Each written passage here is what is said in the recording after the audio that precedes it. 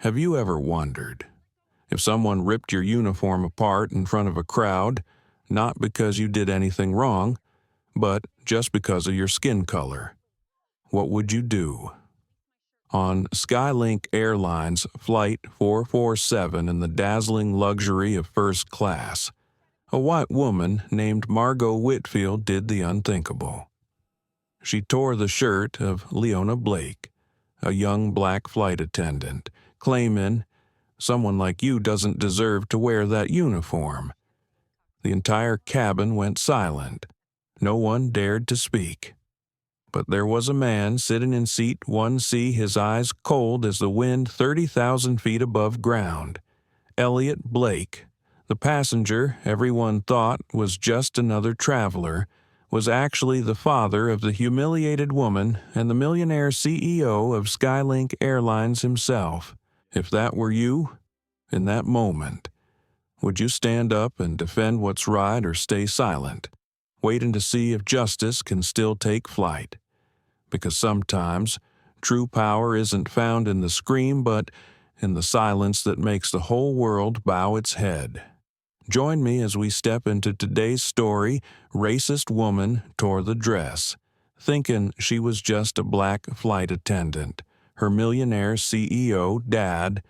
If you believe that dignity can't be torn apart, hit like, share, and subscribe, and help us spread the stories where justice takes flight in silence. The engines of the Boeing 787 hummed softly beneath the floor, steady, rhythmic, like the heartbeat of a giant metal beast drifting among the clouds. Inside the first-class cabin of SkyLink Airlines, Flight 447, warm golden light filled the air, mingling with the faint scent of expensive wine and French perfume. Everything was perfect until a voice sliced through the calm like a blade. "Do you really think you deserve to wear that uniform?" The voice belonged to Margot Whitfield, a white businesswoman in her 40s, her face sharp and her eyes accustomed to command. Her cream-colored Hermes dress, the crocodile leather bag neatly placed beside her seat. All of it screamed a life of privilege, the kind that expects to be served, never questioned. Standing before her was Leona Blake, a young black flight attendant, poised, straight-backed, her eyes gentle yet bright, her smile perfectly measured. Leona had just handed Margot a glass of champagne when a few drops spilled barely anything, just a light splash on the edge of Margot's dress. But Margot reacted as if she'd been doused with acid. "What do you think you're doing?" Margot shouted, leaping to her feet, drawing every eye in the cabin. "This dress cost $5,000. I'm going to sue your airline." Leona bowed slightly. "I'm so sorry, ma'am. Let me help you clean it." And Margot jerked her hand away, snapping, "No, I don't want you to touch me. Someone like you doesn't deserve to wear a SkyLink uniform. This airline should be ashamed." The words dropped like a blade through the air, the soft chatter, the clinking of glasses, even the whisper of wind outside all vanished. The cabin froze in heavy silence. Leona stood still, back straight, hands folded at her stomach as if holding herself together. She didn't argue, didn't flinch, just took a quiet, steady breath. Her eyes drifted toward the window, where the sky stretched gray-blue and endless, cold and distant, like the isolation of this very moment. But Margot wasn't done. She smirked, then suddenly reached out, grabbed Leona's lapel, and ripped the seam open across her chest. The sound of tearing fabric cracked through the cabin, sharp, humiliating, electric. A passenger gasped, "Oh my God," then fell silent. No one moved. No one spoke. Leona took a single step back. A button rolled across the floor, spinning under the cabin light. Her eyes flickered for half a second, then stilled again. "I'm sorry, ma'am." she said softly, voice calm as breath. "Let me get you a jacket to change into." Margot gave a dry, cruel laugh. "A jacket. You should worry about yourself. I'll be speaking to your superiors. Trust me, you'll never step on this plane again." Leona bowed her head. She didn't respond. Her fists tightened, nails pressing into her palms, but her face stayed calm. Inside, her heart pounded, not with fear, but with the echo of her mother's voice. "When they try to take your dignity, don't give it away with your anger. Let them lose their own humanity instead." A chill swept through the cabin. Leona turned and walked away, her torn uniform fluttering slightly with each step. No one met her eyes, except for the man in seat 1C, Elliot Blake, light gray suit, dark sunglasses, a calm, unreadable face. He watched the young woman no one knew was his daughter. He said nothing, but his eyes, cold, deep, silent, seemed to freeze the air around him. His hand gripped the armrest slowly, deliberately. He didn't need to ask what happened. He'd seen everything. Those weren't just the eyes of a father.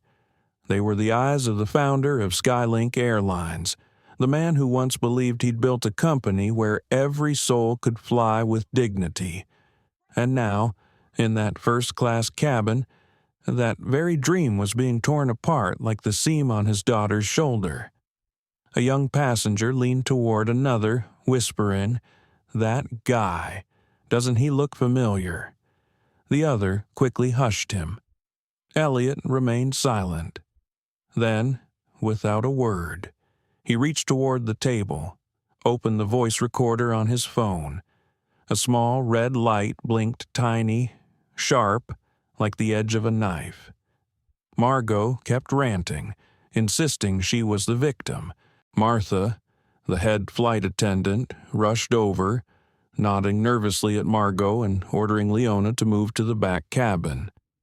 Leona bowed politely, met no one's gaze, and walked away, leaving behind a silence so heavy it seemed to fill the air vents.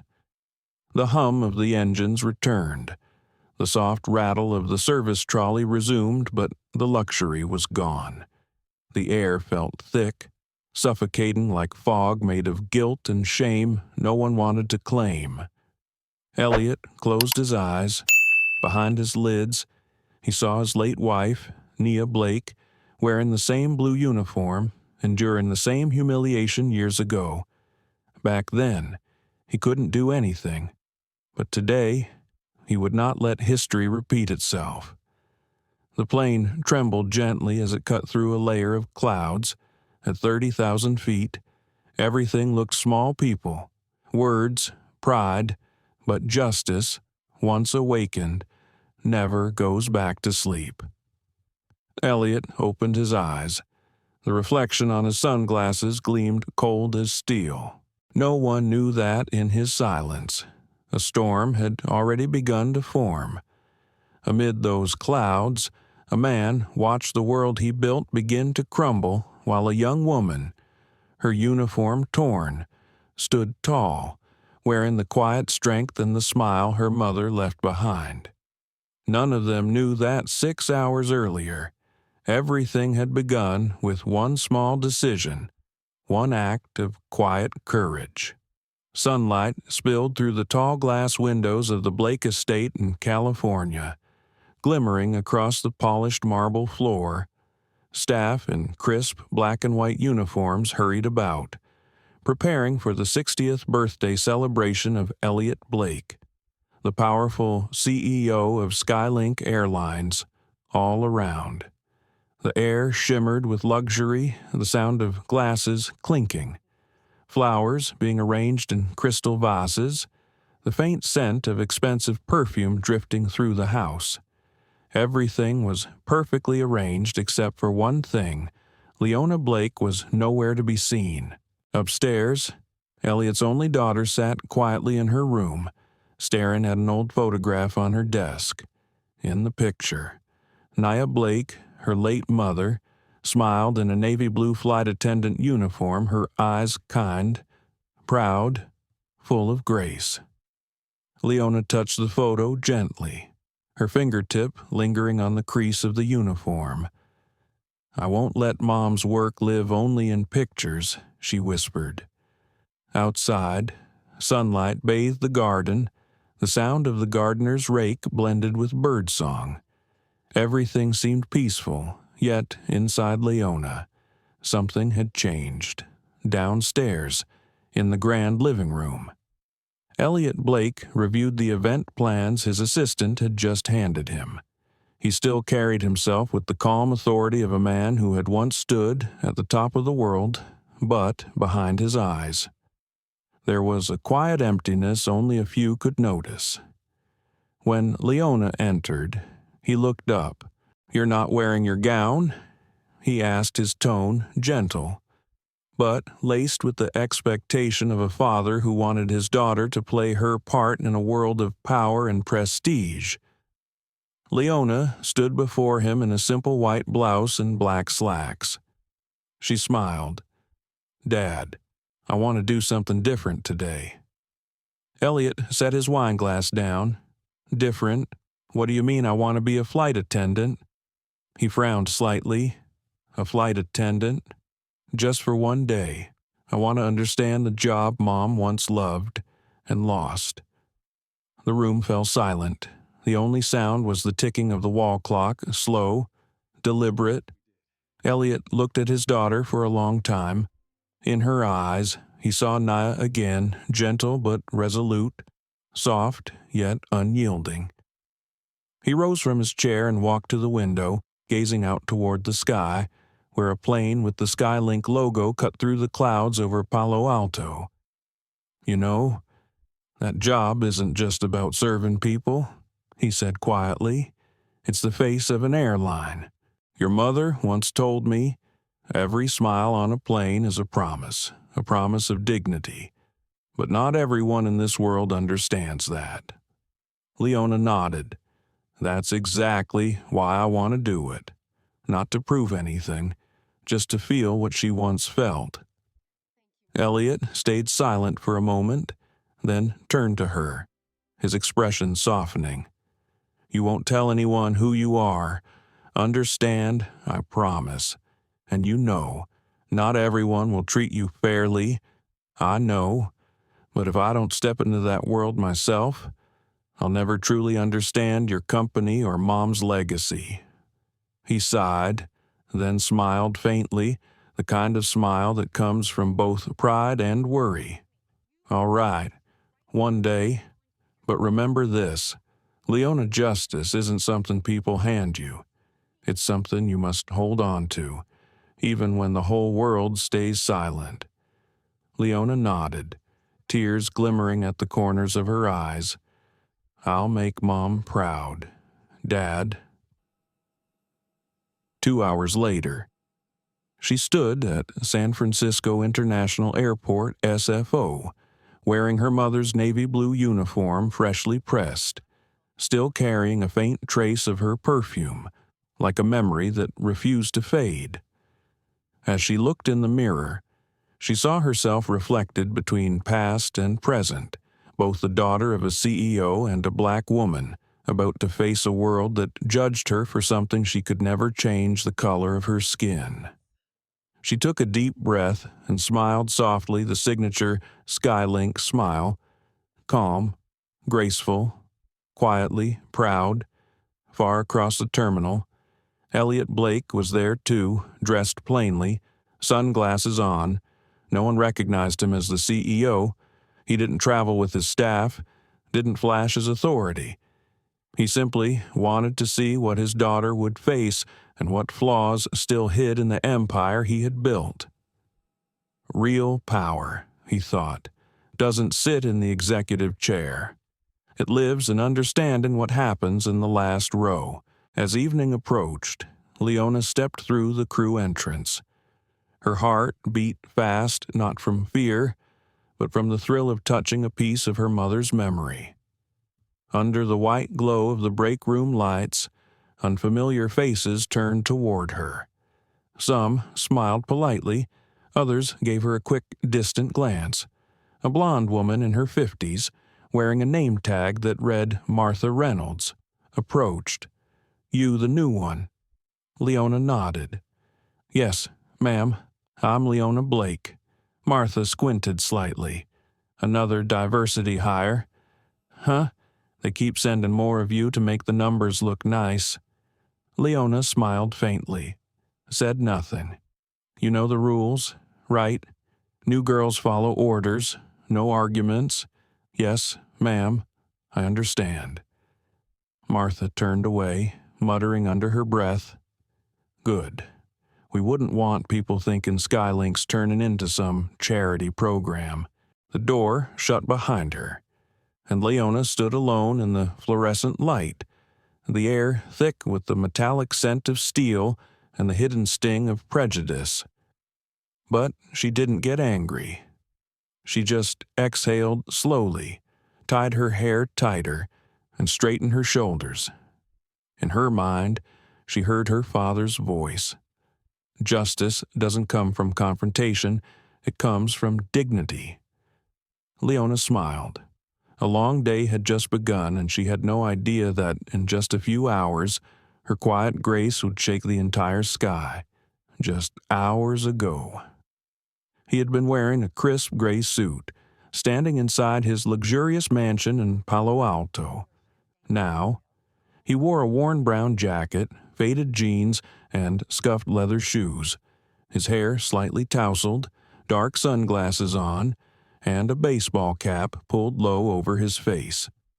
No one could have guessed that this man was the founder of SkyLink Airlines, a multi-billion-dollar aviation empire, a man whose signature alone could change the fate of thousands of employees.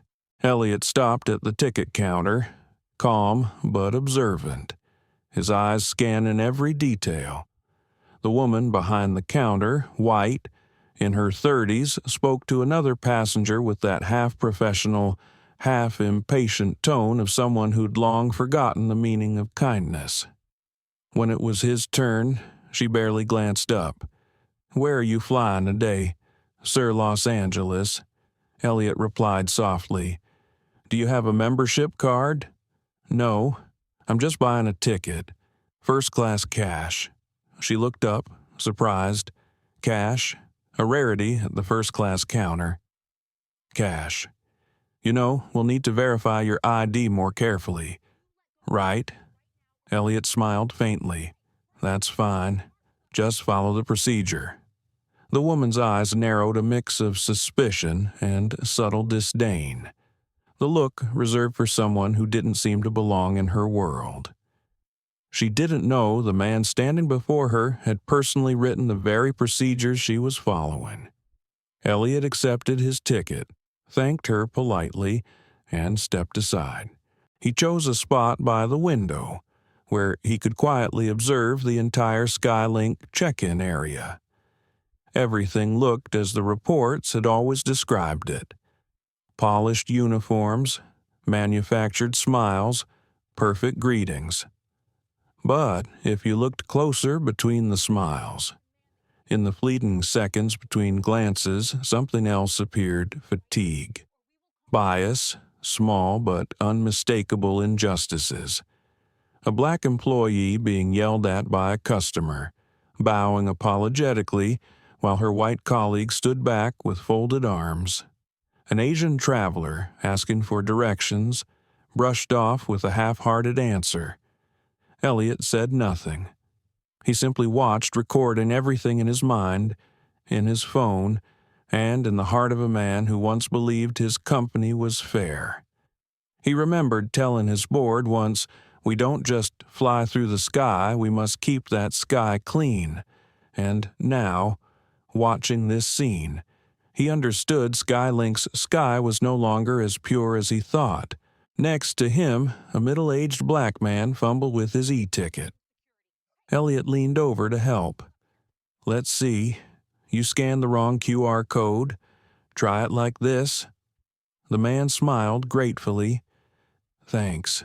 Not everyone takes the time to help." Elliot replied quietly. Sometimes, all people need is someone willing to stop and listen.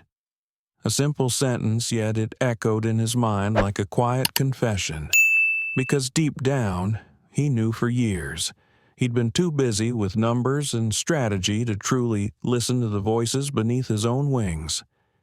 At security, the TSA officer eyed him suspiciously.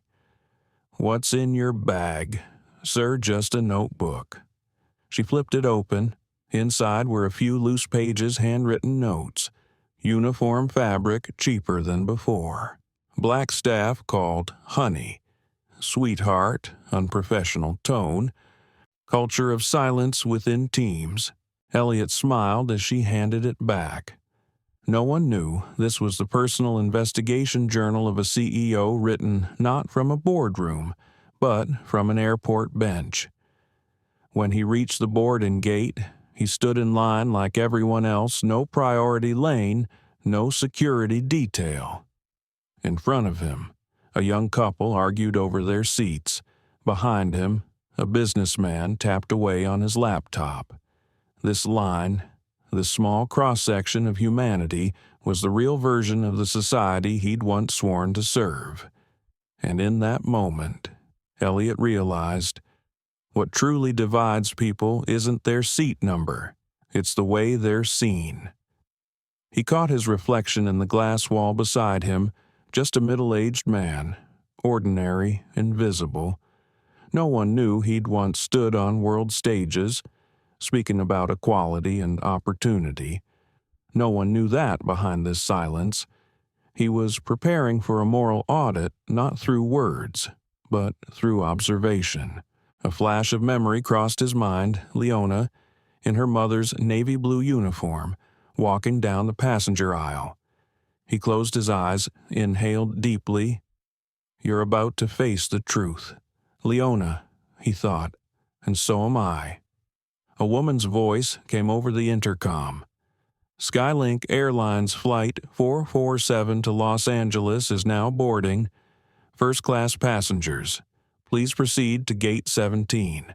Elliot straightened his collar, pulled the folded ticket from his jacket pocket, and stepped toward the gate. Each footstep echoed like the beat of a steady heart, deliberate, resolute, carrying one single belief. Real power doesn't live in the executive chair. It lives in understanding what happens in the lowest cabin. As he walked down the jet bridge, he glanced at the gleaming aircraft outside. The SkyLink logo shimmered under the morning sun. Beside the slogan he had written years ago, "Fly Beyond," he murmured to himself, "Sometimes, flying beyond means flying past your own ego." The airplane door opened, and a cool gust of cabin air swept over him. A young flight attendant greeted him with a polite but weary smile. Elliot returned the gesture, his voice low, calm, and full of meaning. "Thank you. I just want to see everything, from where it truly begins." And then he stepped into the first-class cabin where, just a few hours later, silent justice would finally awaken. The crew lounge door closed behind her, revealing a narrow but spotless space. The scent of brewed coffee mingled with disinfectant. Rows of metal lockers lined the walls, and a few neatly pressed uniforms hung from hooks.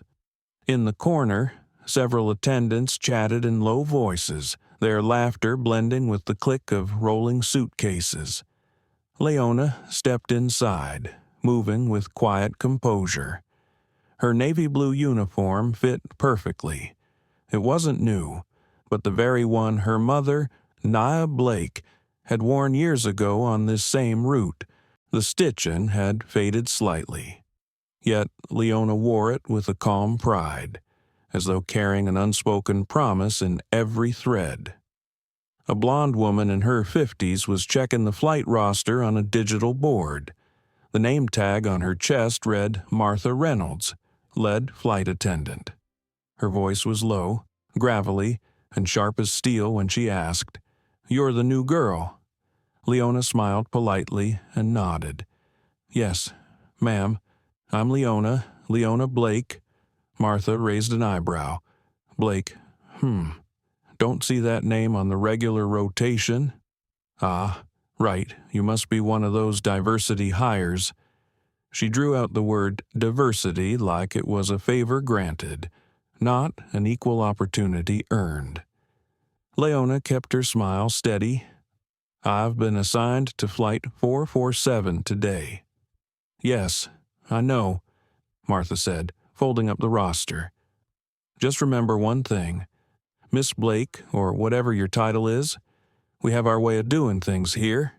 Don't bring in any bright ideas about change. And remember." She paused, locking eyes with Leona, her tone dropping into a cold whisper. "People like you need to understand your place." For a moment, the entire room froze. A younger attendant turned away, pretending to rearrange her suitcase. A black male attendant adjusting his tie glanced up, then quietly lowered his head. Leona didn't answer. She simply nodded once. Her tone even I understand. "Ma'am." Martha squinted, almost unsettled by the lack of reaction. Leona's silence wasn't submission. It was refusal. Refusal to hand over her dignity to someone unworthy of it. In the corner, the wall clock ticked slowly, marking each second like the measured breaths of people trapped in an invisible hierarchy of bias and control. Leona took a handkerchief and gently wiped her lapel.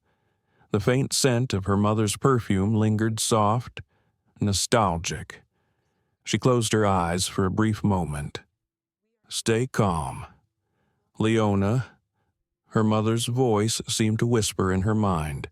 "True justice doesn't come from winning an argument. It comes from keeping your dignity when others lose theirs." A young male attendant approached, handing her a duty sheet. "Don't mind Martha," he said quietly, eyes filled with sympathy. "She's been here a long time. Thinks she knows everything." Leona smiled lightly. "I'm just here to learn." "You'll learn plenty," he replied, turning away. Simple words, but heavy with truth. She'd learn about people, not just procedures. Martha opened a locker and pulled out a stack of documents. "Here's the flight manual. You'll be working economy class today. Don't even think about first class, that's for official staff." Leona accepted the papers and bowed slightly. "Yes, ma'am. I understand. And remember," Martha added, "smile, but don't talk too much. Passengers don't need to know what you think." Leona exhaled softly, her smile never fading. Outside the window, a SkyLink Airlines jet glided across the runway, reflecting the morning sun.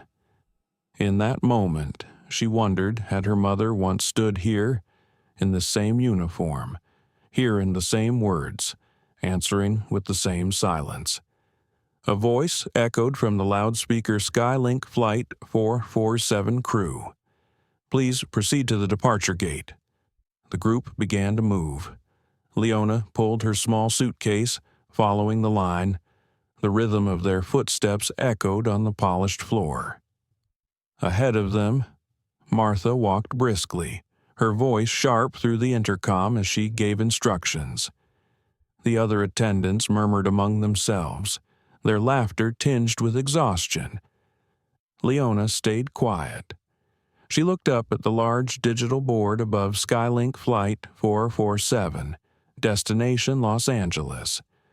To the world, it was just another flight.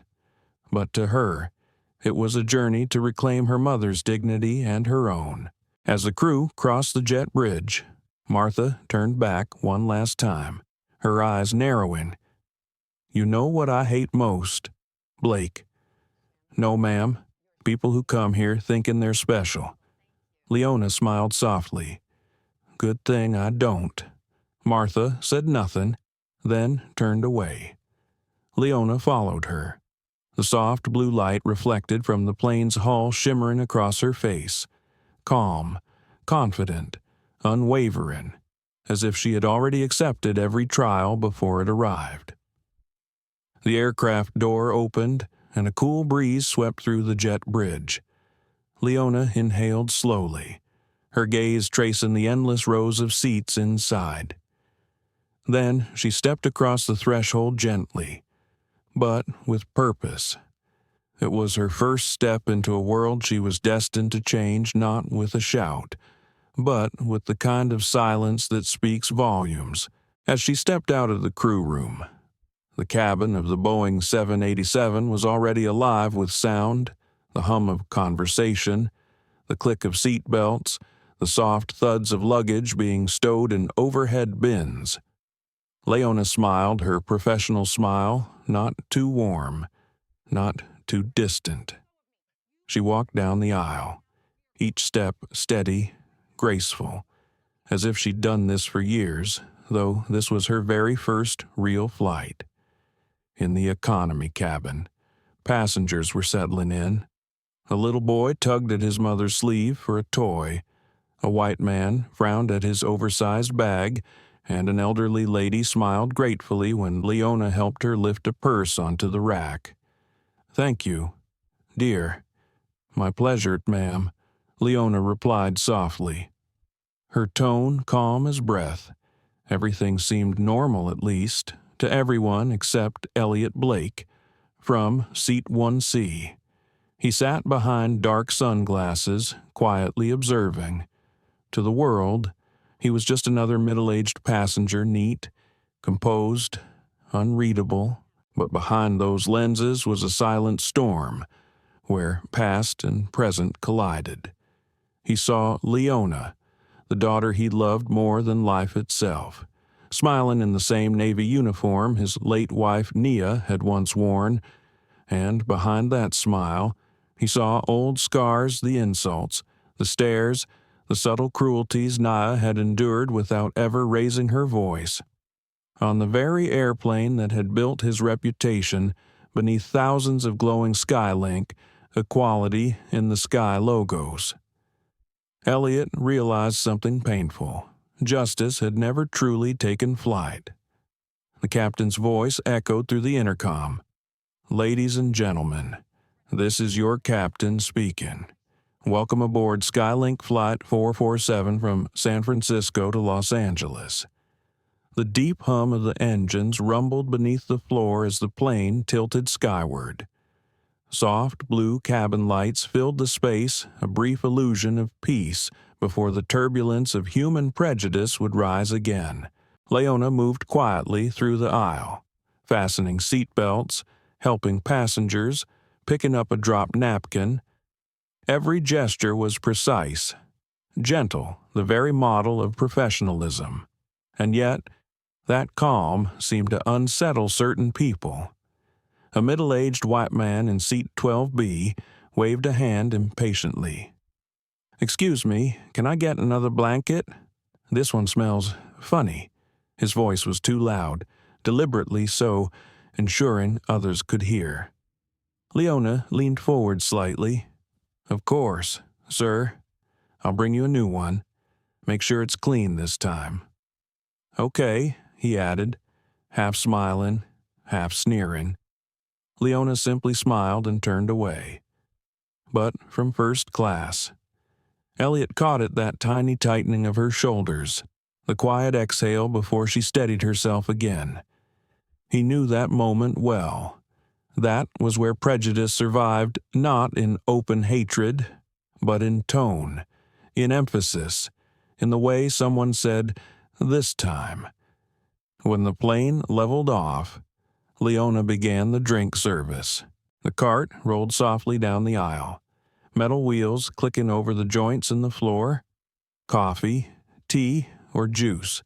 Her voice remained even, kind, patient. An elderly Asian passenger nodded politely in thanks. Leona met her eyes, smiling with quiet warmth, before moving on. From his seat, Elliot watched her every move. To him, She wasn't just a flight attendant. She was a living reflection of an entire generation of black women who'd learned to stand tall in silence. They didn't need to fight to prove their worth. Their very existence was defiance enough.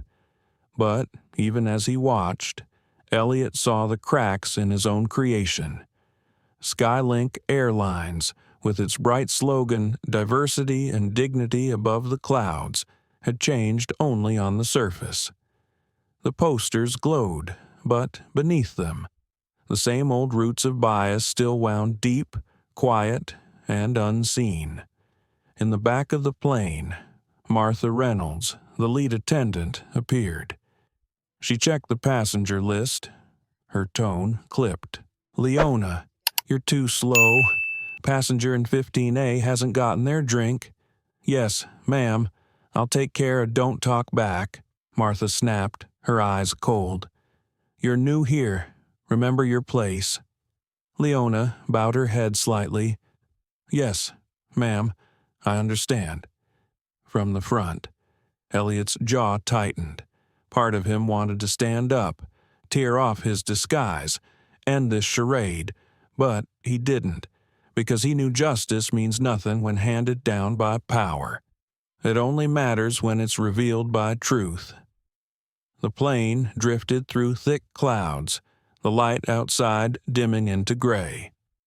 Leona sat briefly in the rear jump seat for a short break, holding her name tag in her hand. Her thumb brushed across the edge of the plastic Leona Blake glowing faintly under the soft cabin light. No one on board knew that those two words could, if revealed, bring the entire airline to its knees. Up front, Elliot sat still. Through the window, he watched the clouds stretch endlessly long, white ribbons in the fading light. In their reflection, he saw Leona enduring quietly, just as Naa once had when her colleagues removed her from the flight roster because she didn't fit the brand image. His hand gripped the armrest. The ghosts of the past were back not to test Nia this time, but to test him, the man who once believed he could change the world. The plane glided forward in silence, slicing through the gray-blue sky. Somewhere at 30,000 feet, a father watched the intersection of past and present while a daughter learned how to stay composed in a world that had never been fair. Elliot exhaled slowly.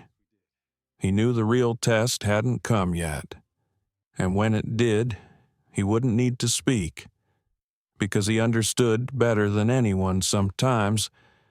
Justice doesn't arrive through words. It arrives through the eyes that witness. Leona had just finished clearing the drink trays when she heard hurried footsteps behind her. Claire, a young flight attendant from first class, appeared pale, clutching her stomach. I don't feel well," she stammered.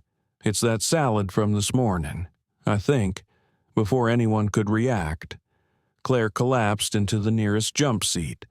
Martha Reynolds rushed over, shouting into her intercom medical team, "Someone get the captain on the line," amid the chaos. Martha turned sharply toward Leona, her expression hard. "You, Blake, you're taking Claire's spot, now." Leona froze. "Me in first class. You've got 2 legs, 2 hands, and a uniform, don't you?" Martha snapped. "Then serve. VIPs don't wait." Leona nodded. "Yes, ma'am." She drew in a long breath, her heart pounding like a ticking clock counting down. An opportunity or a trap. She couldn't tell. All she knew was that every step she took toward that first-class cabin wouldn't just be a change in assignment. It would be a confrontation with the very prejudice lingering in the air. The door separating the 2 cabins slid open. The moment she stepped through, Leona could feel it a different world entirely. The air smelled of leather and fine wine. The light was softer, golden. The seats looked less like airplane chairs and more like thrones draped in velvet. Everything was designed to make one feel above not just 30,000 feet in the air, but above everyone else. Leona straightened her uniform, smoothing the fabric the same one her mother had once worn.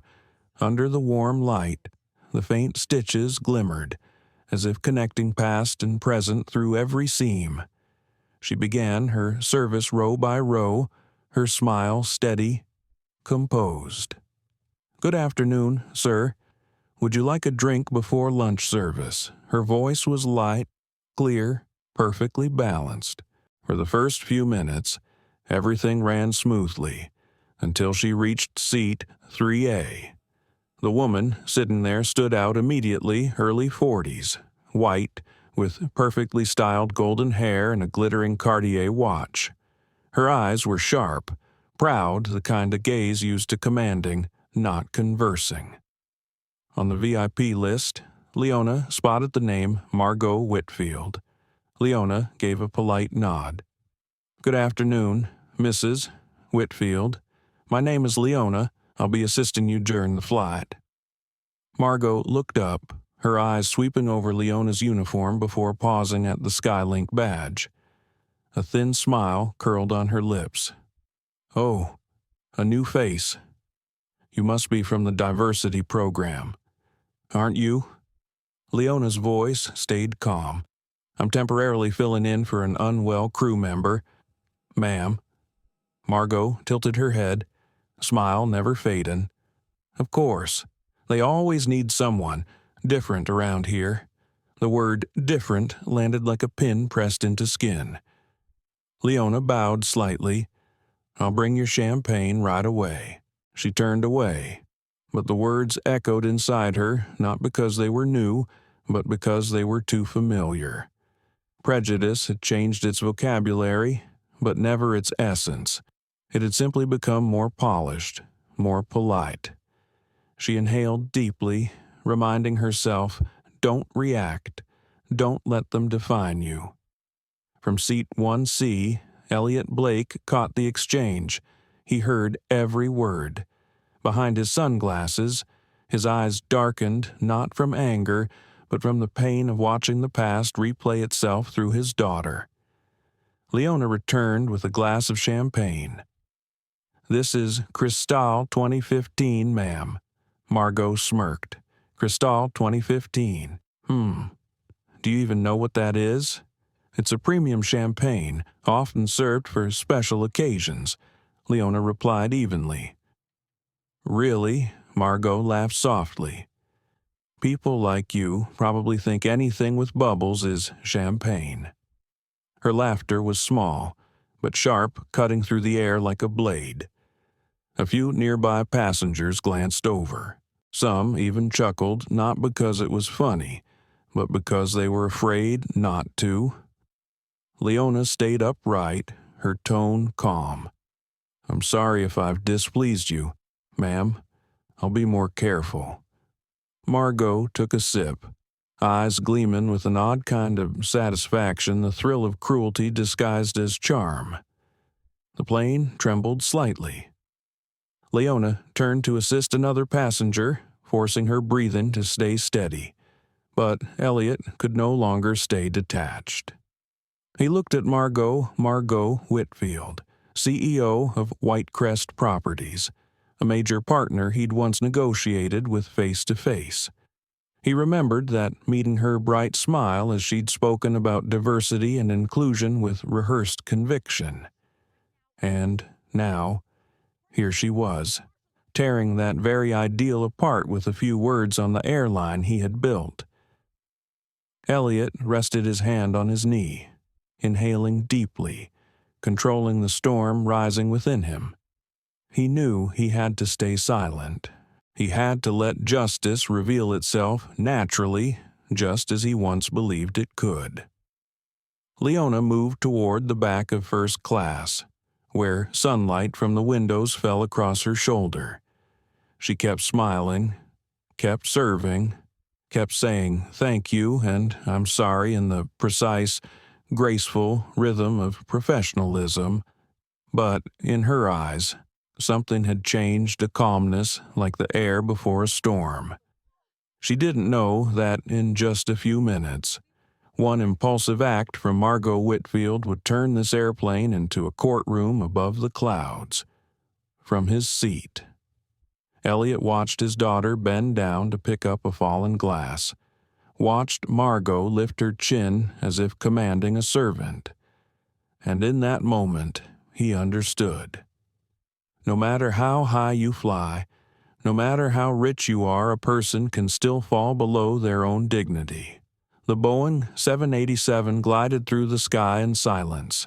Inside the first-class cabin, a black woman continued to do her job with grace. A father watched, wordless, and a powerful woman was quietly digging her own downfall without even realizing it. "Good afternoon, Mrs. Whitfield." Leona bowed slightly, her voice calm and composed. "My name is Leona. It's a pleasure to serve you today. Would you like anything before your meal?"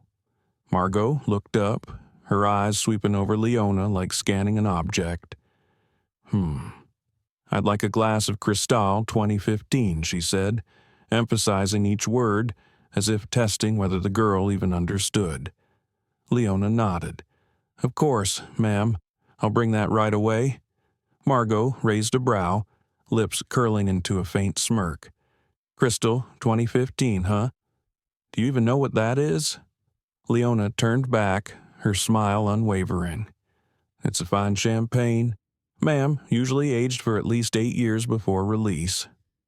Margot tilted her head, laughing softly. "Oh, impressive. But people like you probably think anything with bubbles is champagne." The words were light as air, yet they landed like stone. No one in the cabin laughed. No one spoke. Only the soft sound of champagne pouring into glass, clear, fragile, like the silence itself was cracking. Leona stood there, bottle in hand, smiling as if she hadn't heard. But inside, something stirred, not anger, but a deep, familiar ache. It was the same feeling her mother had once described, that quiet sting, born not of hatred, but of habitual humiliation. In her memory, Leona saw her mother, Leona Blake, wearing the same Navy uniform, standing in a first-class cabin years ago, another white woman, the same condescending eyes, the same words, "You people don't belong here." That day, her mother came home with a small tear on her sleeve, but she was still smiling. "Sweetheart," she'd said, "some people use words to make others smaller because they're afraid of the silence of those who don't bow." Now, Leona understood that silence better than ever. She poured the champagne slowly, placed the glass on the tray, and bowed slightly. "Thank you for waiting." "Ma'am." Margot said nothing, merely took the glass, her eyes still sharp with mockery. As Leona turned to leave, Margot spoke again, loud enough for both rows to hear God. "I miss the days when flight attendants looked professional, not like charity projects." A few men chuckled softly. A woman across the aisle looked away. No one intervened. And, to Leona, that silence hurt more than the insult itself. From Seat 1C, Elliot Blake heard every word. His fingers tapped lightly on the armrest, slow, steady. Each tap held back a storm. He knew his daughter was learning the hardest lesson of all, that for black women, sometimes calm was the only weapon they were allowed to carry. Leona walked down the narrow aisle, each footstep echoing like a heartbeat. At the galley, she paused, inhaled deeply, and touched the name tag on her chest. Leona Blake. The name felt like a quiet vow. No one needed to know she was the daughter of the man who built this airline. No one needed to know she wasn't just another diversity trainee. All she had to hold on to now was dignity. Back in first class, Margot sipped her drink, her voice blending with the engine's hum. Some people just don't understand class. She said to no one in particular, it's something you're born with, not something you can learn. Across from her, Dr. Patricia Chen, an Asian woman in seat 3B, turned her head. Her eyes held no anger, just disappointment and quiet sorrow. Then her gaze drifted to Leona the black attendant, still calmly doing her job, as if nothing had happened. That composure, that silent grace made Dr. Chen unable to look away. There was something in the girl's steadiness, something unbreakable, the kind of strength those who lived above others would never understand. Leona checked her service list, pretending to be busy to avoid the stares. Her hands trembled slightly as she folded the paper, but her face remained serene. From up front, Elliot watched her, then glanced at Margot. The woman had no idea who he was, and he intended to keep it that way at least for now. He told himself quietly, sometimes, before justice can fly, it has to pass through the storm. When Margot set her glass back on the tray, a few drops spilled onto her designer dress. She frowned and gestured sharply. Leona reached for a napkin. I'm sorry, ma'am. Let me help you. Margot's voice dropped, sharp as a whip. Careful. That dress costs more than your monthly salary. Leona looked up, her eyes meeting that gaze of disdain. She said nothing, but in that single second, her eyes flickered not with tears, but with the quiet fire of someone who refused to break. She smiled. I'll be careful, ma'am. Margot turned away, lowering her voice, convinced she'd won. But up front, Elliot Blake closed his eyes. He understood this was the moment, the spark before the blaze, not born from argument, but from a smile that refused to surrender. The plane continued to glide through the clouds, calm as ever. But inside that first-class cabin, two worlds had collided. One believed power came from money and status.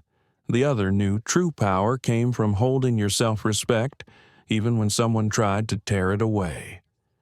The Boeing 787 sliced smoothly through the clouds. In first class, the air was thick with the scent of roasted beef, melting butter, and expensive wine. Leona approached Margot's table, carrying a crystal glass and a bottle of deep red Chateau Margaux 2016 on her tray. Excuse me, ma'am, may I top off your wine? She asked softly, her voice calm, precise. Margot didn't look up from her phone. Yeah, go ahead, she said flatly, like giving an order. Leona tilted the bottle. The dark red stream flowed smoothly, glinting under the soft cabin light. Then, suddenly, Margot jerked her arm. The glass slipped from her hand, splashing straight onto her own dress. A sharp scream tore through the cabin. Oh my God, what have you done? Every head in first class turned. A few passengers gasped. Leona froze, still holding the bottle mid-air. Ma'am, Margot shot to her feet, pointing at her. You spilled red wine on my Hermes dress. Do you have any idea this costs $5,000? Leona's voice trembled slightly, but she spoke clearly. I'm sorry, ma'am, but it was actually you who... Don't you dare lie, Margot snapped, her pitch sharp and piercing. God, I should have known better than to expect competence from someone like you. From seat 1C, Elliot Blake's hand tightened on the armrest. He didn't move. His eyes, cold as deep water, watched everything. He'd seen the spill. He knew the truth. But he stayed still, because justice only mattered when it revealed itself, not when it was forced. Within seconds, Martha Reynolds appeared. What's going on here? Margot turned toward her, her tone slicing through the air with the entitlement of someone who always got her way. She jabbed a finger toward Leona. "Spilled wine on me. This dress cost over $5,000. Is this how SkyLink treats its first-class customers?" Martha didn't ask for details. She glanced briefly at Margot, then turned to Leona, and in that instant, her eyes made it clear whose side she was on. "Leona Blake," she said coldly, "not only are you clumsy, you've embarrassed this airline. But Ms. Reynolds, I don't want to hear it. Go to the back cabin immediately. I'll handle this." Leona stood still. In her dark eyes, there was no fear, only a quiet ache. She looked from Martha to Margot, two white women, one holding power within the airline, the other wielding power through money, both standing firmly on the wrong side, convinced they didn't need proof to accuse a black woman. Whispers rippled through the cabin like waves. "That's awful. Did she really spill it?" "Well, the first-class lady said so." Leona bowed her head slightly. "I'm sorry for the inconvenience, ma'am. I'll leave now." Margot crossed her arms, smirking. "Good. And tell your supervisors that if this is their idea of diversity, they should reconsider their hiring." No one spoke. No one dared. Leona turned and walked away each step down the narrow aisle, heavy as stone. On her shoulder, a splash of red wine had dried into her uniform, the smell of alcohol mixed with the slow burn of humiliation. Ahead, the overhead lights glowed faintly, stretching toward the economy cabin like a long, endless tunnel. In her mind, a memory surfaced. Her mother, Leona Blake, 10 years ago, returning home in the rain, her uniform stained with coffee, a furious passenger, a silent manager, a false accusation. Nia had smiled and said, "They can stain your uniform, baby, but they can't stain your dignity unless you let them." Leona clenched her fist gently and exhaled. "No, Mother," she thought. "I won't let them this time."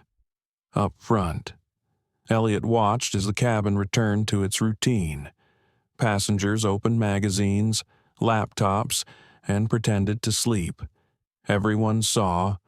No one cared. He looked around. This was society in miniature. The guilty protected, the innocent silenced, and the majority choosing safety over truth. He knew this was exactly what he'd once sworn to change when he founded SkyLink Airlines. But maybe the system had grown older, more rigid, more corrupted even than he was. As Leona neared the back cabin, Martha's voice echoed after her. "And Blake, if you can't handle pressure like this, maybe aviation isn't for you." Leona stopped, turned, her face calm, her voice steady. "You might be right," she said slowly, "but I suppose that depends on who's flying the plane." Silence. No reply. Leona turned and walked on, leaving behind eyes that refused to meet the truth. As the cabin door closed behind her, Elliot Blake remained seated. He reached into his jacket pocket and touched the small phone resting there, its camera still recording everything from the start. Not out of revenge, but because he knew systems only change when confronted with proof of their own hypocrisy. Outside, the sun was sinking. The clouds glowed in shades of orange and crimson, their light washing over Elliot's face, the reflection of a fire waiting to ignite. And yet, as he watched his daughter's figure disappear down the aisle, a faint smile crossed his lips. Not out of anger, but pride, because he knew she had chosen the harder path, not to shout, not to fight, but to stay silent and let the truth speak for itself. Leona walked slowly down the aisle, head slightly bowed, the tray in her trembling hands. She could feel the glances, the sideways looks, the quiet shrugs, the whispers slicing through the air. An elderly man, thin, silver-haired, wearing glasses, leaned toward her. His name tag read Mr. Harold Carter, retired high school teacher. His voice trembled but carried warmth. "Young lady, I saw what happened. I know you didn't spill that wine." Leona looked up, surprised by the kindness in his eyes. "Thank you, sir," she said softly, her tone measured. "But it's all right. I'm fine." Carter frowned, unable to hide his frustration. "All right. You were humiliated in front of everyone. Someone should at least speak the truth." He started to rise, but before he could, a voice as sharp as a blade cut through the air. "And what exactly do you think you're doing?" It was Margot Whitfield, turning around in her seat, her voice dripping with contempt. "This is between me and the airline. Stay out of it unless you'd like this flight delayed over your little crusade." Carter met her gaze, his expression weary but firm. "I'm only saying what I saw. That young woman didn't." Margot interrupted him with a cold laugh. "And who are you?" "Exactly, a teacher." "Then perhaps you should go back to your morality lessons. Here, we're talking about service quality, not cheap ethics." Her words hit like a slap, not just to him, but to decency itself. Around them, the other passengers quickly looked away, burying their faces in phones and magazines. No one wanted to get involved. Carter inhaled deeply, then sank back into his seat, silent. Leona gave him a faint smile, shaking her head. "Thank you, sir, but sometimes speaking truth to people who refuse to hear it only makes them shout louder." Carter's eyes softened, but his voice was heavy. "And our silence, my dear, that's what lets them win. Up front." Elliot Blake sat motionless. The phone in his hand was still recording Margot's voice. Martha Reynolds's commands. Leona's calm replies all captured. He said nothing. Not because he couldn't, but because he knew the system always protected power through the silence of the crowd. He looked around the cabin men in tailored suits, women with perfect makeup, the air thick with expensive perfume, faces smooth as glass. No one spoke, no one questioned, no one dared. And Elliot thought, this is how injustice survives, not because of the cruelty of the wicked, but because of the silence of the decent. Margot settled back into her seat, adjusting her stained dress with a sigh of self-pity. So exhausting. I pay so much for this flight, and I still have to put up with such incompetence. A man beside her, in a gray suit, forced to chuckle. Yeah, sometimes these airlines just hire people without proper training. Margot nodded, satisfied as if validation could wash away her guilt, and with each empty word of agreement, the truth sank deeper beneath layers of polite deceit. Leona reached the back galley and sat down on the small jump seat beside the coffee station. The faint smell of burnt plastic lingered. The engines hummed steadily. The light overhead glowed a dull amber. She slipped off her gloves and stared at the faint stains of red wine still clinging to her hand. They spread like wounds, but strangely, they no longer hurt. Another attendant, Kara, leaned over and whispered, "I saw everything. But you know how it is. Martha's from corporate. I can't say anything." Leona smiled gently, no bitterness in her voice. "I understand. No one wants trouble." Kara bowed her head. "I'm sorry." Leona just nodded, then looked toward the small glass door separating her from first class, a door glowing with light, yet colder than ever. Up front, Elliot could see his daughter's reflection in the cabin mirror, her slender frame, quiet and unbroken, and he remembered his own early days, building SkyLink Airlines, the meetings where he'd been dismissed, the boardrooms where his ideas were ignored because he was the only black man in the room. Back then, he had stayed silent, too, not out of fear, but because he knew speaking when no one was ready to listen was like talking to the wind. But he hadn't forgotten, and he wouldn't forget this either. Every second of it was being recorded so that this time the truth wouldn't be buried. Mr. Carter still sat quietly by the window, eyes drifting toward the blue stretch of California sky below. He whispered softly, almost to himself. Evil doesn't need cheerleaders. It just needs good people to stay silent. The woman beside him heard. She turned, nodded slightly, and said nothing more. Silence. Once again, silence. Leona rose, straightened her uniform, even banished to the back cabin. She carried on serving coffee to the crew, clearing trays, checking safety rows. Every small movement was her quiet declaration. I'm still here, still working, still me. Elliot glanced at his watch. Just over an hour until landing. He closed his eyes, listening to the hum of the engines steady as a heartbeat. Soon, the curtain would be pulled back, not by accusation, but by evidence undeniable, recorded, true, and high above the world, in a cabin where people sat inches apart yet separated by oceans of prejudice. Leona still smiled. Not the smile of someone enduring, but the smile of someone who knows that those who stay silent today will have no choice but to listen tomorrow. A figure appeared in the narrow aisle, James Harris, a young black flight attendant in his late 20s. He held a crew jacket in his hands and offered it gently. Here, put this on, Leona. It'll keep you warm and cover that stain. She looked up, her eyes flickering softly. Thank you, James. I'm fine. Fine. He sat down across from her, lowering his voice. I saw everything.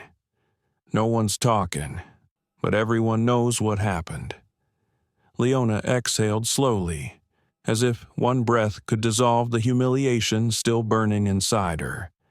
If everyone knows, then why doesn't anyone do something?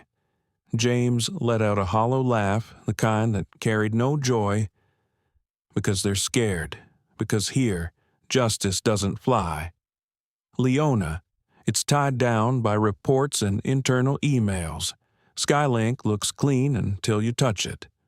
He paused, eyes distant, as though picking through old memories. 2 years ago, he began. I was stationed on the New York route. A black attendant named Angela was called a monkey by a VIP passenger. She didn't yell, didn't argue, just said, "Please, show some respect." The next day, Martha told her she'd created unnecessary tension and reassigned her to short domestic flights. She filed a complaint. 3 weeks later, her file disappeared. Silence. Only the low hum of the engines filled the space between them. James leaned in, voice quieter now. You know, there's a hidden list of people they say don't fit the company culture. Every single one of them is black or Latino. I used to be on that list too. They call us diversity hires brought in for the optics, not the talent. And whenever something goes wrong, they just say they're not a good fit for a professional environment.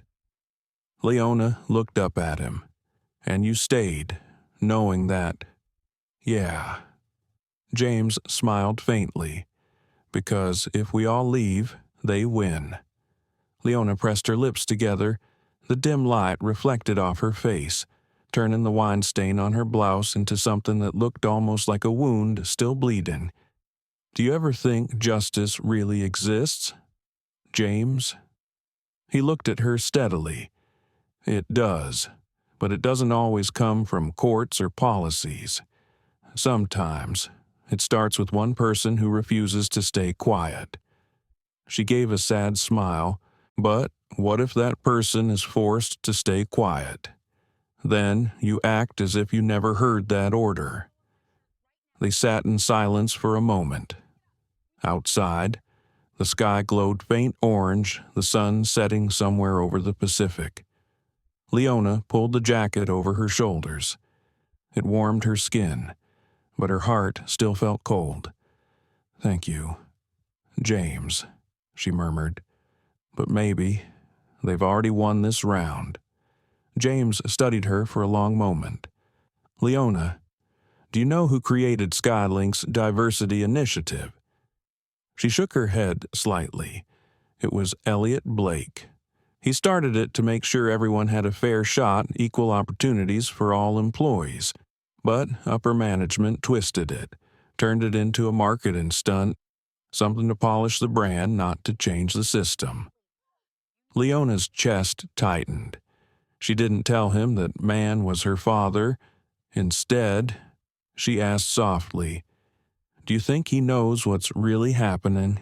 James gave a bitter laugh. "If he did, he'd have done something. But sometimes people at the top, they can't hear the cries from the bottom." Leona lowered her gaze. Or maybe they do hear, she thought, and they're just waiting for the right way to answer. Suddenly, the cabin intercom crackled. "Mr. Elliot Blake, passenger in seat 1C. Please remain seated for the remainder of the flight." Leona looked up sharply. James frowned. "Seat 1C. Who's that?" Leona swallowed, a fleeting smile brushing her lips. Probably just some businessman. But deep in her eyes, a spark flickered. Not fear, but the quiet knowing that something was about to change. James stood, adjusting his uniform. "Leona, I don't know why you're here, but I think you're different. If anyone can make them look in the mirror, it's you." She smiled faintly. "I don't want them to look at me, James. I just want them to see themselves."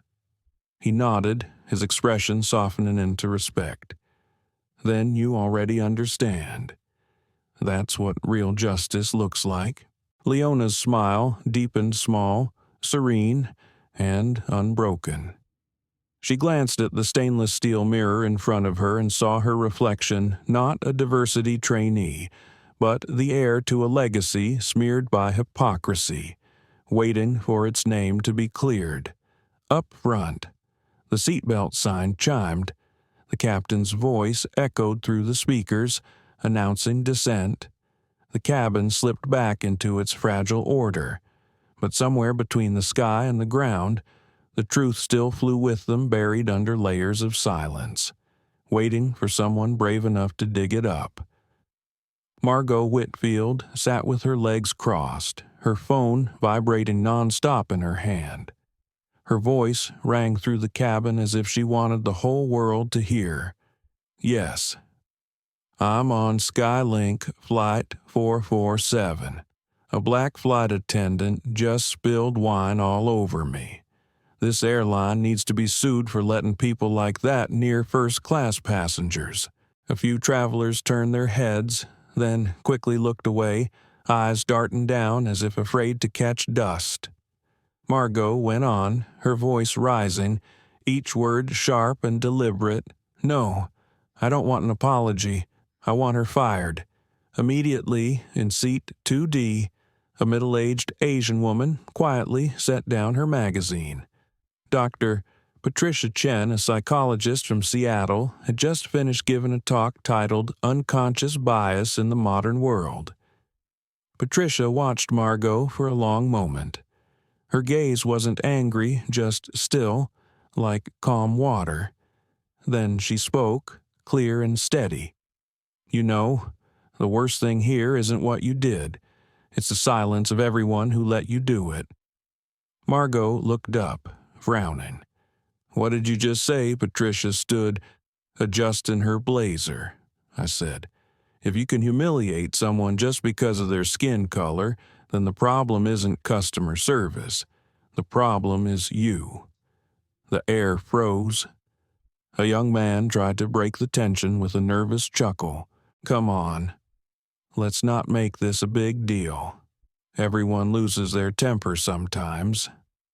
Patricia turned to him, her voice calm but unyielding. "You think this is just losing your temper? When a white woman screams and lies to shame a black woman, that's not a personal slip. That's a system. And when you stay quiet, you're helping it survive." In seat 1C, Elliot Blake watched behind dark sunglasses. He didn't intervene, not yet, but inside, he knew the first spark had been lit, and it didn't come from him, but from a stranger, a witness brave enough to shatter the wall of silence.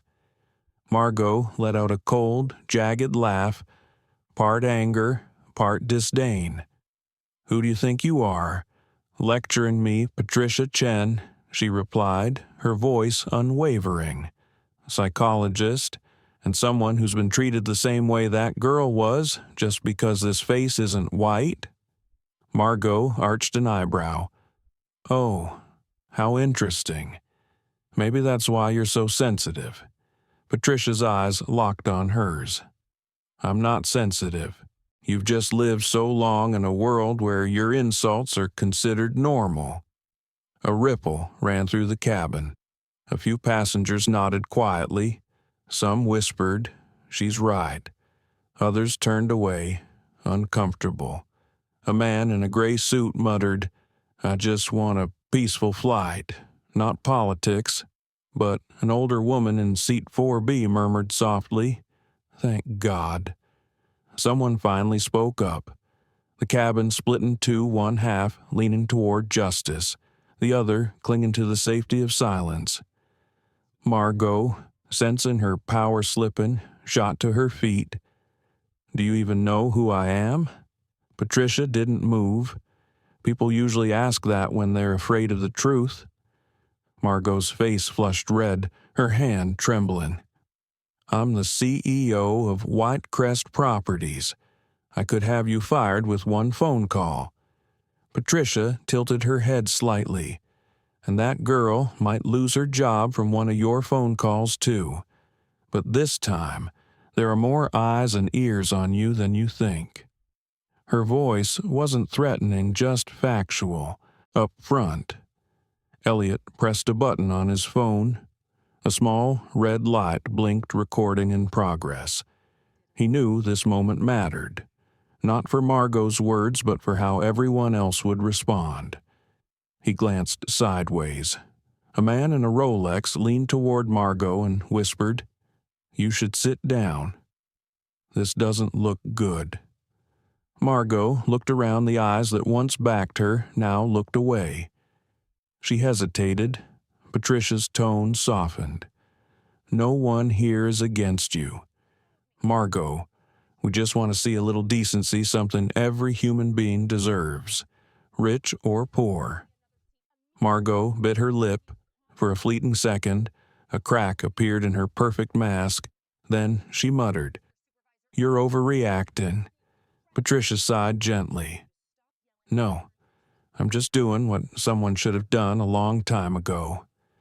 The intercom interrupted, cutting through the heavy air. "Ladies and gentlemen, please fasten your seat belts. We're experiencing a bit of turbulence." The cabin went quiet.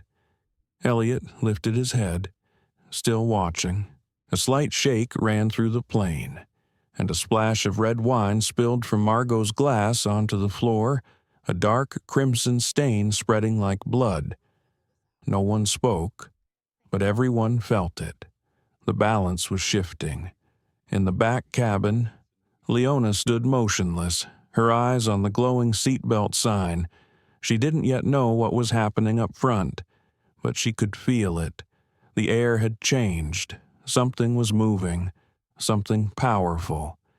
James leaned close, whispering, Heard someone stood up for you, an Asian doctor in first class." Leona smiled faintly, her lips trembling. "Really?" Then finally, someone chose not to stay silent. She gazed toward the front cabin, her heart swelling with a strange warmth, not quite hope, but faith. Faith that truth, no matter how deep it's buried, always finds a way to rise. Margot Whitfield stood tall in the aisle, her blonde hair disheveled, her voice sharp and shrill with rage. Unbelievable. A national airline allowing this kind of behavior. I demand to speak to someone in charge. Who's responsible here? I want to see the head manager or the CEO. Her words echoed through the cabin like a bell summoning every stare. Some passengers hid their smiles. They thought it was just another tantrum from the rich and entitled. But in the first row, Elliot Blake, the man who had been silent the entire flight, slowly lifted his coffee cup, then set it down. Sunlight from the window framed the silver in his hair and the calm lines of his face. He rose, not hurriedly, not dramatically, just one simple movement, but it was enough to make the whole cabin hold its breath. Margot frowned, voice dripping with disdain. "And who are you? Some low-level manager, or just another bored passenger trying to play hero?" Elliot didn't answer right away. He removed his sunglasses, folded them carefully, set them on the table, and looked straight at her with a calmness so complete it made the air itself retreat. His voice was low, measured, and steady. "I'm the person you asked for, Elliot Blake, CEO of SkyLink Airlines." The sentence wasn't loud, but it cut through every heartbeat in the room. A single second of absolute silence. Then, like a wave crashing, murmurs erupted. "Wait, did he just say he's Elliot Blake?" The CEO. The nearest flight attendant froze. She immediately reached for her radio. "Captain, passenger in seat 1C claims to be Mr. Elliot Blake." From the speakers above, the captain's voice came crisp and formal. "Confirmed. Mr. Elliot Blake, CEO of SkyLink Airlines, is on board." Silence. Only the soft roar of the engines remained. Margot stepped back, her face drained of color. "That's impossible," she whispered, lips dry. Elliot's gaze swept across the cabin, not angry, not accusing, just steady, as if seeing society itself reflected in those faces. "It seems," he said slowly, "you're dissatisfied with how my employee treated a passenger." Margot swallowed, her voice faltering. I only reacted because she spilled wine on me. I didn't know she was my daughter." Elliot interrupted, his tone still even. A collective gasp rippled through the cabin. Everyone froze. "That girl is your daughter?" Margot stammered. Elliot nodded. "Leona Blake, a temporary flight attendant with the company, and the reason I'm on this flight." Another hush fell. Only the faint drip of spilled wine from a shattered glass broke the stillness. He took a step forward. "You said you wanted to speak to the person in charge. Now you are. Please go on." Margot stood rigid, her lips trembling. The arrogance and venom from minutes ago evaporated, leaving only fear and shame. She forced a smile. I think this is all just a misunderstanding. I didn't mean to offend anyone. It's just Elliot's voice sliced through her excuses, quiet but icy. There is no misunderstanding. This plane is full of witnesses, and I've recorded everything. From a few rows back, Dr. Patricia Chen met his gaze, her expression softening. She said nothing, only nodded. Whispers spread like wildfire. "He's really the CEO? Oh my God, she's finished. His daughter's a flight attendant." That's unreal. Margot turned back toward him, voice breaking. Mr. Blake, I didn't know she was your daughter. You didn't need to know, Elliot said quietly, cutting her off. Dignity doesn't depend on titles. No one deserves to be treated that way, no one. The words hung heavy in the air, not loud, but devastatingly true. From the back, the cabin door opened. Leona Blake stepped in, traces of dried wine still on her uniform, James's jacket draped over her shoulders. She froze when she saw her father standing before Margot. "Dad," she whispered, her voice trembling a mix of shock and fear. Elliot turned, smiling gently, a smile that carried both pride and comfort.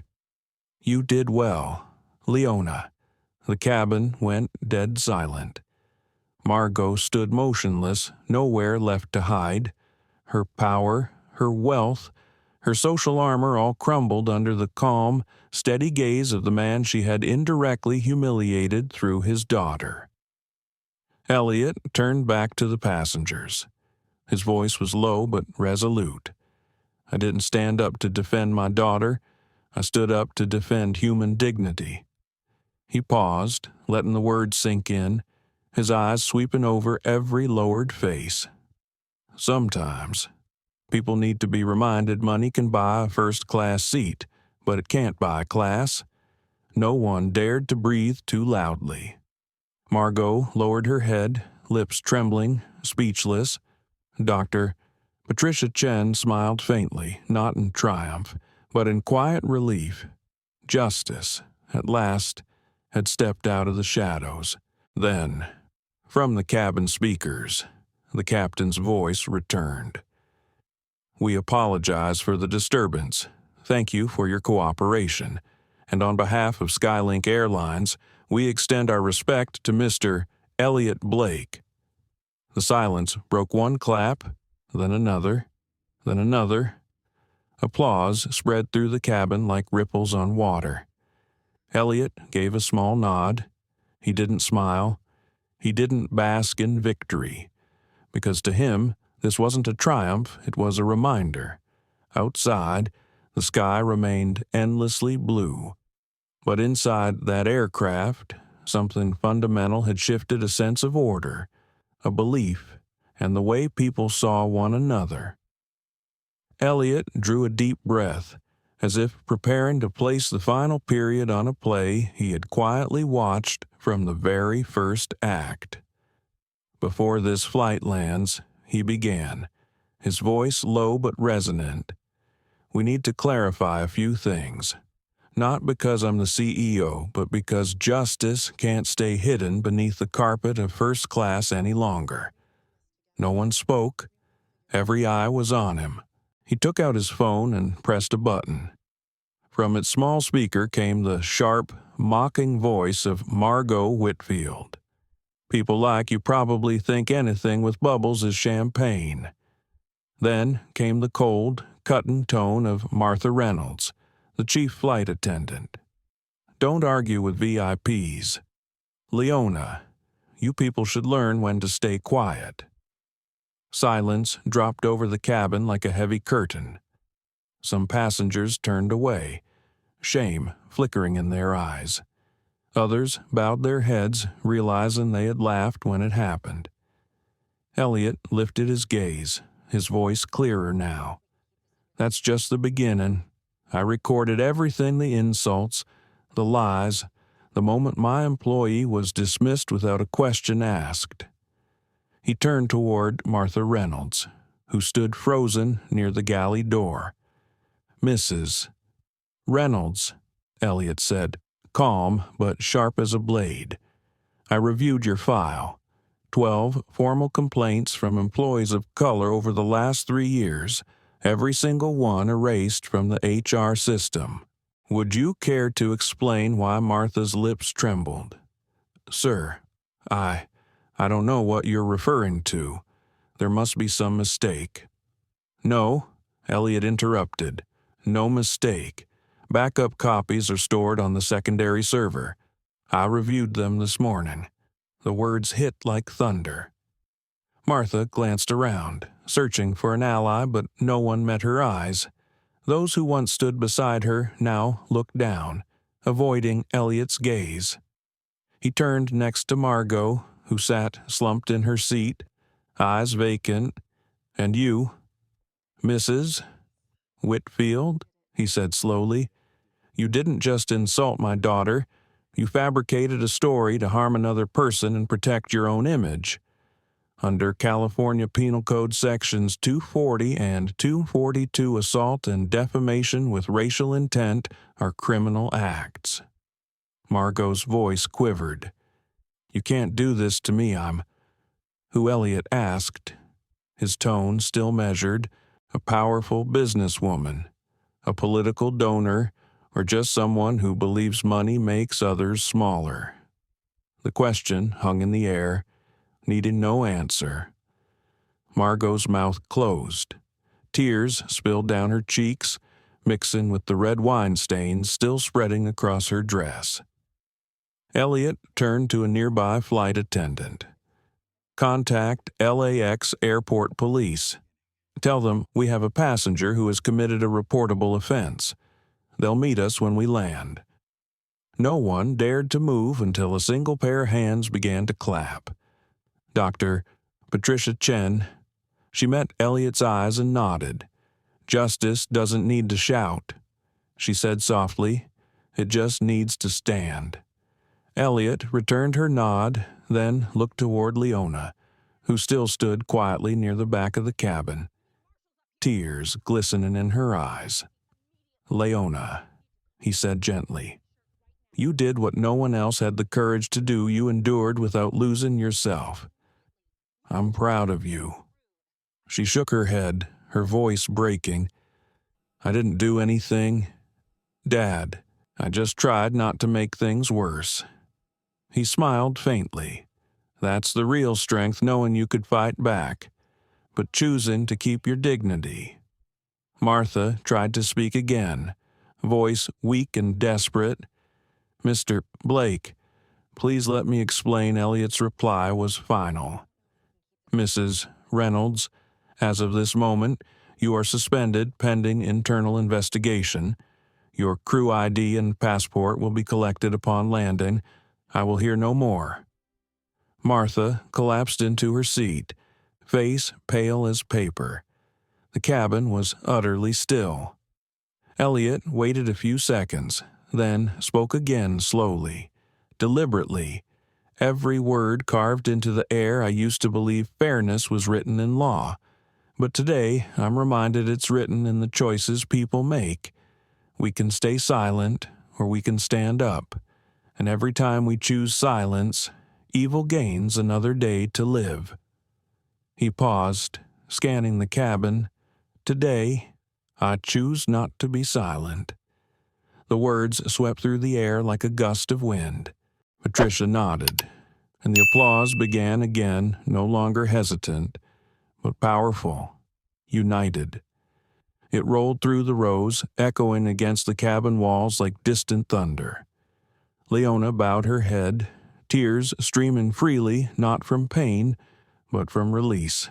At the back, James Harris whispered to the crew beside him, "First time I've seen a boss not just talk about justice, but do it. Outside." The sunset blazed across the horizon, golden light pouring into the cabin, washing everything clean after the storm. Elliot sat back down, silent, thoughtful. He knew this fight was far from over. It would continue on the ground, in polished offices and polite smiles where prejudice hid behind glass walls. But at least today, justice had spoken. Not through power, but through wisdom and truth. When the wheels of the plane touched down on the runway at San Francisco International Airport, SFO, no one in first class said a word. The engines roared, then softened, and in that moment, everyone on board felt it. The world outside with its laws, cameras, and conscience was waiting for them. The cabin door opened. Morning light poured in. 2 airport police officers in dark blue uniforms stepped aboard, their expressions firm. One of them spoke clearly as Margot Whitfield. "You are under arrest for assault and racial discrimination under California Penal Code Sections 240 and 242. You have the right to remain silent." Margot froze, all color draining from her face. She stammered, I just... But her voice broke as one of the passengers lifted a phone. Then another and another. Dozens of tiny red recording lights flickered across the cabin. No one hid any more.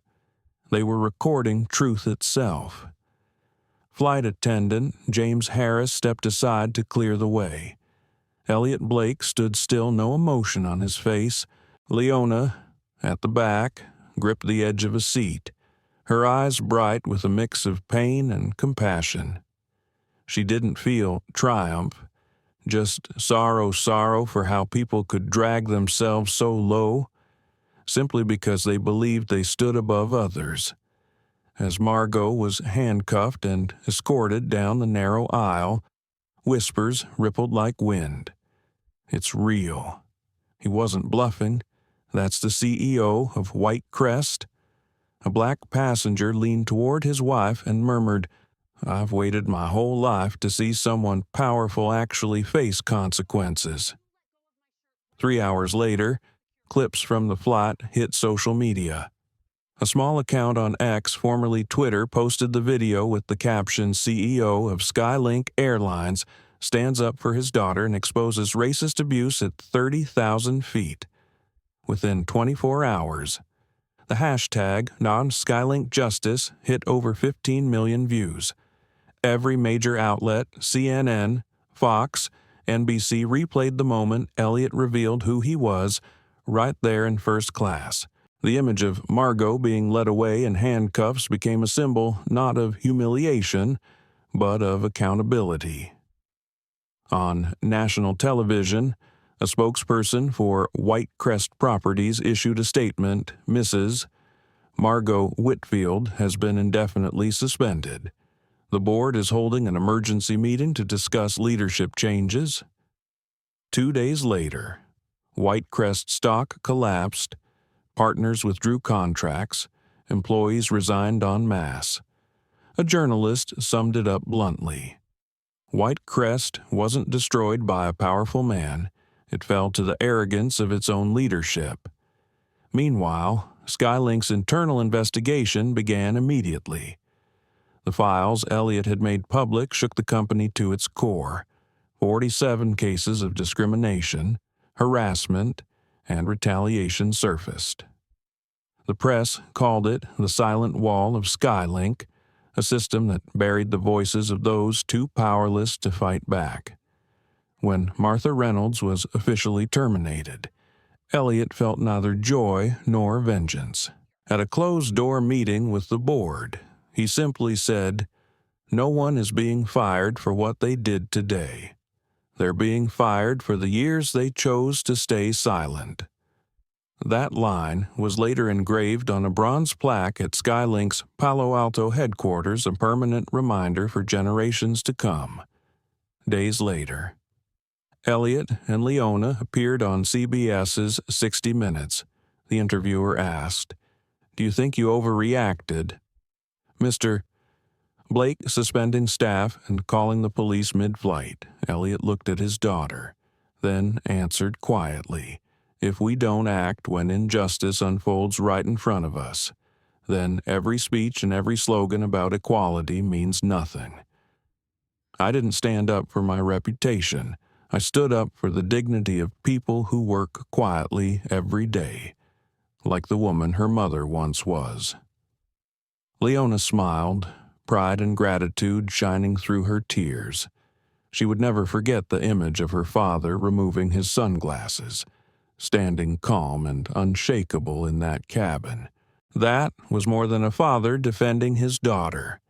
It was a man using power not to dominate, but to restore fairness. 3 months later, SkyLink launched a new initiative, Flight for Fairness. It was a company-wide commitment to training, accountability, and equality. Leona became the campaign's symbolic face, though she refused to appear in any commercials. She said simply, "Justice doesn't need a face. It needs action." The final ad showed only one image, an empty first-class cabin. Sunlight streaming across seat 3A, the place where humiliation once lived, and where justice was born. At the end, the screen faded to black with a single line. "Sometimes justice doesn't land softly, but it always lands where it must." In his office, Elliot watched the ad in silence. He knew this story was bigger than SkyLink, or even Leona. It was about a society relearning how to see people not by skin color or status, but by their humanity. Outside, the San Francisco sky was impossibly blue. A SkyLink jet ascended into the light, leaving a long white trail behind like a promise that no matter how high or far injustice flies, justice will always find a way to land. A week after the fateful flight, Elliot Blake stood before the tall glass windows of his Palo Alto office, gazing out at the city below. He was no longer the man burning with silent fury in first class. Now, he was a leader facing something far more difficult: how to make sure that justice wasn't just an event, but a system. The conference room door opened.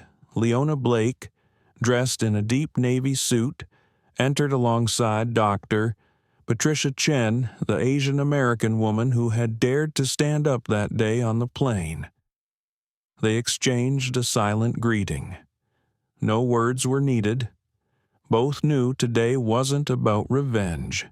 It was about rebuilding. Elliot looked at the two women, then spoke softly. "Justice cannot survive if it only lives on the lips of the powerful. It must be written into every policy, every behavior, every small decision that shapes an organization." He pulled out chairs and invited them to sit. The meeting began with a blank sheet of paper, but what would be written on it would soon shake the entire U.S. aviation industry. Elliot began, his tone calm but deliberate. "I'm appointing Dr. Patricia Chen as SkyLink Airlines' human rights advisor. She will oversee all HR processes and ensure that no one, whether a temporary worker or a senior executive, is treated differently because of skin color or background." Patricia nodded quietly. She didn't come for the title. She came for the chance to turn courage into policy. "I'm not here to lecture anyone about morality," she said. "I'm here to remind you that every company has a soul, and SkyLink must choose to keep its soul alive." Elliot's next announcement filled the room with silence. "I'm creating the SkyLink Justice Fund, starting with $2 million. It will provide legal aid and representation for any employee who faces discrimination or unfair treatment. They deserve a voice, a lawyer, and a fair hearing." Leona's eyes glistened. She knew her father wasn't doing this for her or even for her late mother, Nia Blake, but for thousands of others who had endured in silence, just as her mother once did. Elliot turned toward the young flight attendant standing near the door, James Harris, the man who had silently handed Leona his jacket that day. "James," Elliot said, "do you remember when I asked what you'd do differently if you had power?" James blinked, surprised, then nodded. "I said I'd start by listening." Elliot smiled. "Good, because today I want you to become SkyLink's new Director of Diversity and Inclusion." The room went still, then erupted into applause. James stood, stunned. "Mr. Blake, I'm just a flight attendant. I've never led anyone." "That's exactly why I'm choosing you," Elliot replied. "People who know what fear and silence feel like, they're the ones who truly understand equality." Leona smiled gently at James. In that moment, the walls of hierarchy, class, and privilege dissolved. They were simply human beings, trying at last to do what was right. Finally, Elliot pulled out a printed document. At the top, bold letters read, "The Leona Blake Initiative." Leona's hand trembled as she touched the page. Her mother's name now bound to a legacy of change. Elliot spoke slowly, his voice heavy with memory. Nia was a flight attendant. She loved her job, but she was forced to quit after standing up to discrimination. This initiative will carry her name so that no one ever forgets human dignity should never be forced off any flight. The Nia Blake initiative included scholarships for women of color in aviation, ethics and empathy training for all staff, and an annual observance called the Day of Silent Justice, a day when SkyLink would pause all advertising and instead share stories of compassion, courage, and fairness. Patricia looked at Elliot, her eyes soft. "You know," she said, "very few people in power ever admit that the system they built might be broken." Elliot gave a weary smile. "I'm not fixin' it to be praised," he said quietly. "I'm fixin' it so my daughter can live in a world where truth doesn't need protection." Leona reached across the table and took her father's hand. No more words were needed. In that moment, they were not CEO and employee, just father and daughter, repairing a wound generations deep. A week later, financial headlines reported SkyLink stock rises 12% in 3 days. But that wasn't what people were talking about. What captivated the nation was how an airline had become a symbol of moral leadership. Other companies soon followed, launching employee justice funds, hiring human rights advisors, holding diversity summits, and when reporters asked Elliot why he didn't turn the whole story into a global PR campaign, his answer was simple: because real justice doesn't need publicity. It just needs to be done. That evening, after everyone left, Elliot stayed behind in the quiet conference room. He looked up at an old photograph on the wall, Nia Blake, in her navy blue uniform, smiling under the sunlight. The fading orange glow of dusk reflected across the glass, and for a moment it seemed she was smiling back at him. Elliot whispered softly a promise only meant for her. "I made you wait too long. But at last, justice has landed." Leona Blake stepped onto the podium.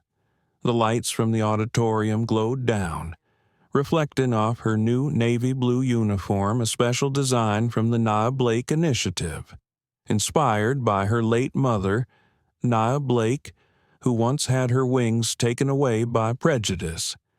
She was no longer the young woman whose uniform was torn apart in first class. She now stood tall, calm eyes, steady smile. "Thank you all for being here," she began, her voice soft yet echoing through the hall. "A week ago, I was just a trainee on SkyLink Flight 447. I was humiliated, my uniform ripped, and I was told to stay silent.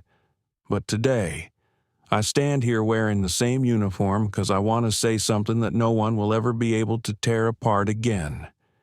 She paused. The room was utterly still. Reporters leaned forward, cameras frozen midair. Dignity isn't something you can tear like a uniform. "Non fam kong fa thu ko the bi she nat nu tam vai." The silence deepened. Some journalists slowly lowered their cameras as if afraid that the sound of a shutter could shatter the moment. Leona continued, her tone lower now, rich with quiet conviction. "We live in a world where power often belongs to the loudest voices, But I've learned that real strength doesn't come from shouting. It comes from silent courage, from the way you hold on to your self-respect when someone tries to take it from you. In the front row, Elliot Blake watched his daughter, his hand clenched softly. In his eyes was more than pride, there was repentance, and a silent apology to the wife he had failed to protect in time. When Leona finished, Elliot rose from his seat and stepped up beside her. He took the microphone. The lights glinted off his silver hair. "We don't just fly people," he said slowly, every word measured and resonant. "We fly dignity." It was only 4 words, but the room erupted. Applause thundered like a breaking wave. Reporters who had come looking for a headline now wiped tears from their eyes. Something in Elliot's tone made them realize he wasn't talking about an airline. He was talking about a nation relearning how to take off with decency. The press conference ended, but its echo spread far and wide. On national television, anchors opened the evening news with the line, "Today." SkyLink didn't just land safely, it helped the dignity of an entire society take flight. Across social media, the clip of Leona saying, "Dignity isn't something you can tear like a uniform," reached over 30 million views in 48 hours. Thousands of comments poured in. "She's not just a flight attendant, she's a symbol, a lesson for every workplace." "You don't need to shout to be heard." In SkyLink's headquarters, Elliot walked down a long corridor lined with black and white portraits of employees from decades past. He stopped before an old photograph of Leona Blake, in her vintage Navy uniform, smiling beside a jet. Beneath it, a new inscription read, "For every voice that was silenced, we fly higher." Late that afternoon, Leona stood by the tall glass window overlooking the runway. In the distance, the hum of engines filled the air. A SkyLink 787 lifted gracefully off the ground, its red lights flickering against the twilight sky. A single tear rolled down her cheek, not from sorrow, but gratitude. "I think Mom would be proud," she whispered, as if sending her words through the glass and into the open sky her mother once loved. Elliot stepped beside her and placed a hand on her shoulder. "No," he said softly, "not just your mother. The whole world should be proud of you." They stood together, father and daughter, watching the jet fade into the golden horizon, a simple image, yet one heavy with meaning. A new generation was taking flight, carrying the legacy of compassion with them. Before leaving, Elliot turned once more toward the banner hanging behind the stage. "Dignity takes flight." He nodded a quiet farewell to an old era ruled by prejudice, and a greeting to a new one where human dignity could never again be taken away. The story of SkyLink was no longer just news. It became a living lesson told in classrooms, in boardrooms, and in community halls across America.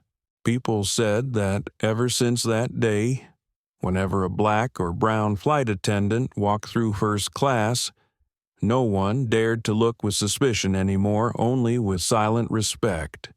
And, once again, silent justice took flight not from courts, not from hashtags, but from the hearts of those who once chose silence. Because when we stand up, dignity takes flight. The story racist woman tore the dress, thinking she was just a black flight attendant. Her millionaire CEO dad is more than a tragedy aboard a plane. It's a mirror reflecting how people treat one another in a world still chained by prejudice. From humiliation and silence to the moment justice finally spoke. We learn this truth. Dignity isn't something anyone can take away from you. It lives in how you choose to respond to injustice. True power isn't found in titles or money, It's found in how you use that power to lift others up, not push them down. Leona didn't fight back with anger. She chose wisdom and self-respect. And in doing so, she made her oppressor bow, proving that real justice doesn't scream. It stands. Elliot Blake, the father. The leader discovered that justice isn't only about punishing the wrong, it's about rebuilding what's right, so no one else has to suffer in silence. In life, you'll meet your own Margot's people who look down on you because of your background, your color, or your job. But remember, never lose your dignity just because someone else has lost theirs. If you believe there's still room in this world for kindness, like, share, and subscribe so together we can spread stories of justice, wisdom, and human dignity. Because when we stand up, dignity takes flight.